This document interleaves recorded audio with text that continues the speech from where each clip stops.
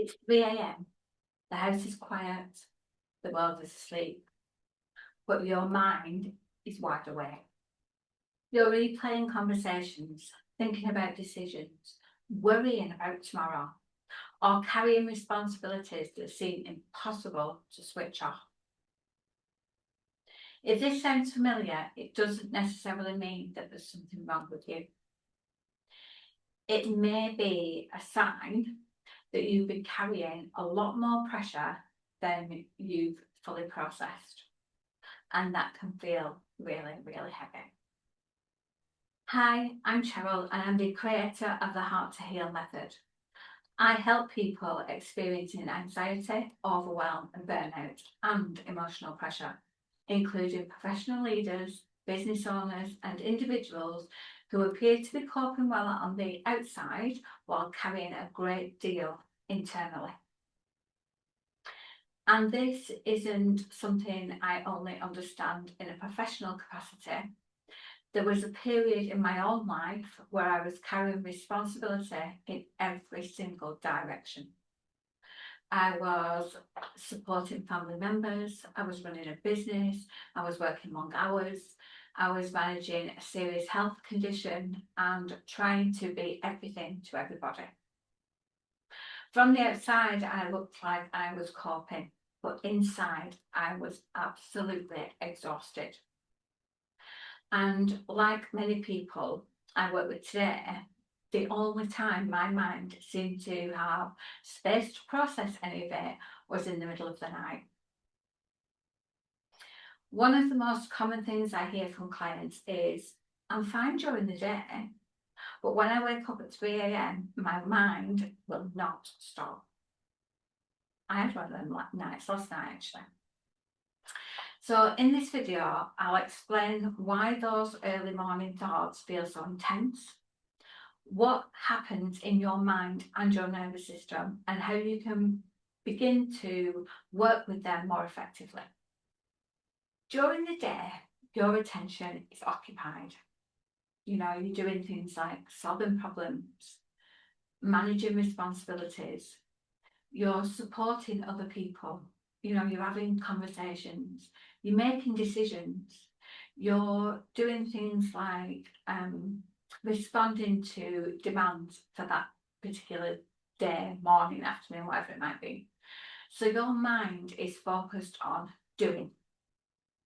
But then nighttime arrives, the distractions disappear, and you find yourself alone.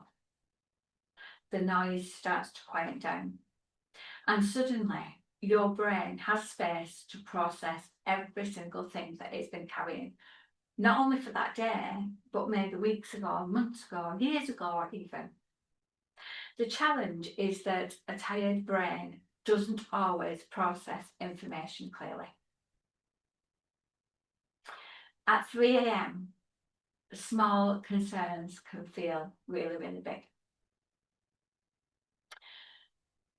Uncertain feelings feel a lot more threatening and a lot more scary. Decision making feels so heavy that you just have to put it down. And future worries feel really, really urgent. So what feels like a crisis in the middle of the night often feels very different the very next morning. Many people assume that these 3 a.m. wake-ups are simply anxiety, but sometimes they are something very different. Quite often, they are signs that you've been carrying more than your system has the opportunity to process. Now, I do know from personal experience what this is like, because several years ago, my life reached a point where I was trying to hold on to everything. I was holding everything together. I was holding everyone around me. I had no virtual boundaries.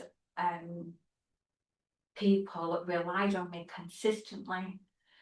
I rarely said no. In fact, I can't even remember a time when I would say no to something. Even if I really didn't want to do it, I wouldn't say no. And my needs always came after everyone else's. And at that time, I thought that was strength. But looking back on it now, and hindsight is a wonderful thing, I realised I was carrying an unsustainable amount of emotional pressure. What I didn't understand was that pressure, it doesn't disappear just because you keep functioning. It gets sorted. And eventually your mind and body start asking for a bit more attention. Often at 3 a.m, this is something I see repeatedly with clients, especially high performing people who've become experts at coping. The problem is that coping isn't the same as processing. And beneath the overthinking, there is often a number of things that's going on. So you've got unprocessed pressure, you've got emotional overload, you've got responsibility carried without any sort of release at all. You've also got thrown in there a bit of perfectionism, put into the mix a bit of self-doubt, add to that mix a bit of burnout, and you've got to sprinkle in a bit of fear of letting other people down. You've also got to put in there emotions that haven't had time, or they've not safely been acknowledged. And many high achieving people become very good at functioning under this kind of pressure. And what they will do is they'll just keep performing, they'll keep going, they won't even notice it. They'll keep delivering because that's what they feel that they need to do. They'll hold every single thing together. But the mind doesn't switch off simply because we've learned to push through it. And we use that pushing through as a coping mechanism. Often what happens is it chooses the quietest moment of the day to process what has been held in for so long, or for too long. And that is quite often nighttime. When this pattern continues, it can begin to affect more than just your sleep. You might even notice things like mental fatigue. So, you've had a night's sleep, but when you wake up, you feel mentally exhausted. You start to become irritable or emotionally sensitive. You might find that you have difficulty concentrating. You might be overthinking decisions. It might even reduce your confidence a little bit. You start to feel overwhelmed by things that you would normally manage quite well. You feel emotionally exhausted. And for some people, it can also contribute to feeling disconnected, stuck, or mentally overloaded. And this is why it's really, really important not to dismiss it as just overthinking, because that's not what it is at all. Quite often, it's a signal that your system is carrying more than it has space to process. And that becomes a problem. Now, I want you to know that the goal here isn't to force your mind to stop thinking, because you'll not be able to do that. It's to understand what's driving the thinking in the first place. One of the biggest lessons that I've learned, both personally and professionally, is that recovery doesn't begin when life becomes less demanding. It begins when we stop believing we're here to carry everything alone. And that was a big thing for me. The work isn't about becoming less capable. It's about becoming more aware of what you're carrying, where your boundaries are missing, and how to regulate pressure before it becomes too overwhelming. That's a core part of the Heart to Heal method.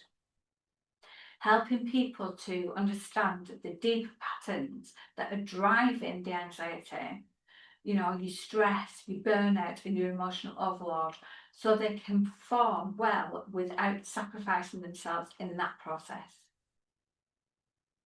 In my work, this often involves helping people to understand their stress and pressure patterns, because we all tend to follow a pattern. I help people to regulate their nervous systems more effectively. I help them to process emotions instead of suppressing them. I also help them to reduce internal overload, build healthier boundaries around responsibilities, and strengthen emotional resilience and self-trust. When people begin to work with this in a structured way, they'll often notice these things start to, improve, get better. So, they'll notice things like improved sleep and improved sleep patterns. There'll be less mental looping, so you're not keep playing things over and over again. You'll have clearer thinking. You'll have greater emotional steadiness, more confidence under pressure, and a stronger sense of control over your own well-being. So if you've ever found yourself awake at 3 a.m. carrying worries, pressures, or responsibilities that won't switch off, I want you to consider something. Is it possible that your mind isn't creating a problem, it's trying to show you one? For years, I thought my ability to keep going was my strength, and that was my superpower. What I eventually learned was that strength also includes recognising when you've been carrying too much for too long. And sometimes these 3 a.m. wake ups are just the first sign that something needs your attention. Before you go, I'd like to leave you with one question. What pressure might you be carrying that you haven't fully acknowledged yet? Because sometimes the thought that wakes you up isn't the real issue. Sometimes it's the pressure beneath that that's asking for attention, and that's where you have to look. You have to look beyond the iceberg you can see on the surface and look at the little bit that's underneath that.